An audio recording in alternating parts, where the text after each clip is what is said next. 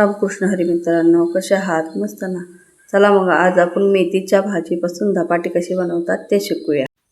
कोथिंबीर स्वच्छ धुवून बारीक चिरून घेतली.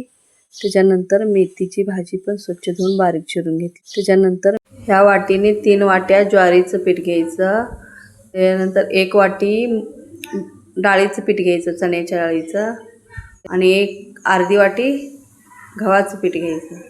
हे सर्व स्वच्छ चाळून 1 चमचा हळद, 1 चमचा धने पावडर आणि 1 चमचा गरम मसाला आणि चवीपुरतं मीठ, हे सर्व मसाले पिठामध्ये एकत्र ओतून घ्यायचे.